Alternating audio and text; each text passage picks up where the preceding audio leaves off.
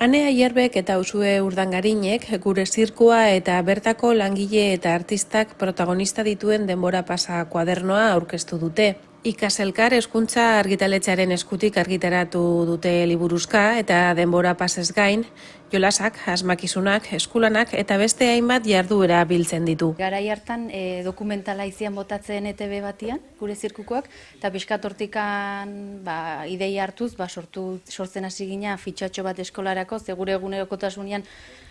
materiala sortze dugu, orduan, aitzaki bezala hasi gina gure zirkuko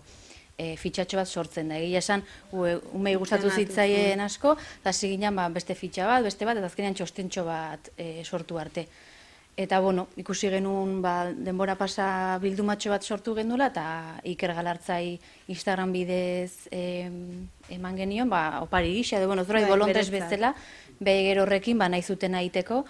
eta Ikerrek egia esan, zorion duzigun, eta esan zigun horrekin beste pauso bat eman behar genula, eta elkarrekokin harremanetan jarriko zigula, eta gu pixkat hoxe sorpresa handia hartu genuen, eta animatu ginen, eta egia esan bere laguntzakin, hemen gaude. Denbora pasa soltiak, baina gero ja argitaratzeko ideia jarri genuen mahai gainean, buelta bat eman genion orduan ipuin bat jarri genuen sarreran moduan, eta pixkat liburuan zehar Iker, jungo da Euskal Herri guztian zehar, bere zirkurako partaideak lortzen, edo aurkitzen. Eta orduan partaide bat aurkitzen duen bakoitzean, partaide horren informazioa edo testutxo bat egongo da, aurrak jakiteko zein dan,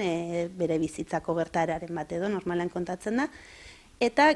gero denbora pasa ezberdinak izan daitezkela matematika, euskera, margotzeko errezetak, eskulanak, eta orduan partaide guztiak biltzen ditunean, eta bere bidaia bukatzen dunean, bukaeran pixka bat ibilbide hori ikusgai jarri dugu, gure zirkuak Euskal Herrian emanaldiak eman ditu toki ezberdinak ikusteko, eta pixkat aurrek ere hausnartzeko ikusten dalako iparraldean edo hegoaldean,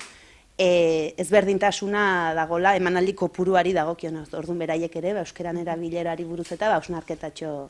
txiki bat iteko. Azkenean 8 urte bat irakurtzeko gaidan aur bat jarri dugu, matematikako ariketa daudenak dira pixkat adin horri egokituak, baina egia da bestela txikiagoak dian aurrek ere laguntzarekin egin dezaketela bandoan norbait irakurtzen, dauden denbora pasa labirintoak egin ditzazkete arazori gabe, ezberdintasunak, izkizopak, eta arazori gabe eiteko. Nik 8 urteko alaba dakat eta iten nahi da liburua, funtzionatzen du.